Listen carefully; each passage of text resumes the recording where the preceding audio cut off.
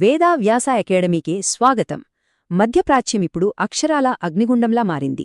Iran Israel మధ్య దశాబ్దాలుగా ఉన్న వైరం ఇప్పుడు ఒక్కసారిగా బద్దలైంది. ఈ మంటలు మన జీవితాలను ఎలా ప్రభావితం చేయబోతున్నాయో ఈ విశ్లేషణలో వివరంగా చూద్దాం.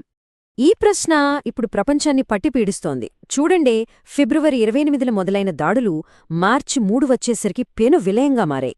ఇది కేవలం రెండు దేశాల మధ్య గొడవలా కనిపించడం లేదు.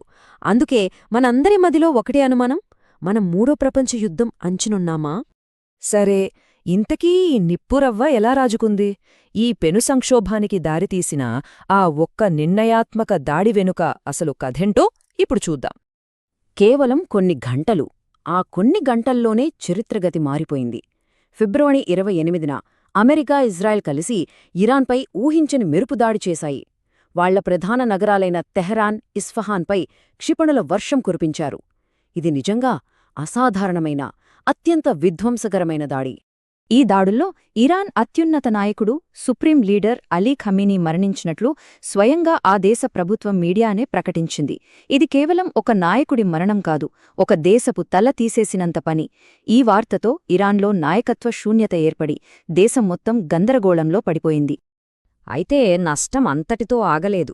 ఇరాన్ సైనిక శక్తికి వెన్నెముక లాంటి ఇస్లామిక్ రెవల్యూషనరీ గార్డ్ కార్ప్స్ అంటే ఐఆర్జీసీని టార్గెట్ చేశారు. ఒక్కరు కాదు, ఇద్దరు కాదు, ఏకంగా 48 మంది ఉన్నత స్థాయి కమాండర్లు ఈ దాడుల్లో చనిపోయారు. అంటే ఇరాన్ సైనిక నాయకత్వాన్ని పూర్తిగా దెబ్బతీయాలనేది వాళ్ల వ్యూహం.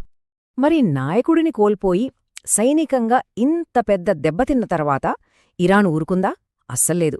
ప్రతీకారేచ్ఛతో రగిలిపోతోంది.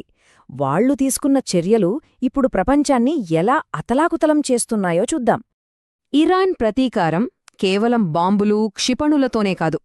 వాళ్లు కొట్టిన దెబ్బ ప్రపంచ ఆర్థిక వ్యవస్థ గుండెమీద. ప్రపంచ చమురు రవాణాకు ప్రాణనాడిలాంటి హార్మూజ్ జలసంధిని తమ అస్త్రంగా మార్చుకున్నారు. ఇరాన్ తీసుకున్న ఒకే ఒక్క నిర్ణయం ప్రపంచ ఆర్థిక వ్యవస్థను కుదిపేసింది. ప్రపంచంలోని 5వ వంతు అంటే 20% చమురు రవాణా ఈ మార్గం గుండానే జరగాలి. ఇప్పుడు ఆ దారిని మూసేశారు. అంటే రాబోయే రోజుల్లో మన పెట్రోలు, డీజిల్ ధరలు ఆలోచించడానికే భయంగా ఉంది కదూ. ఇరాన్ ప్రతీకారం ఒకవైపు నుంచి కాదు, నలువైపుల నుంచి జరుగుతోంది.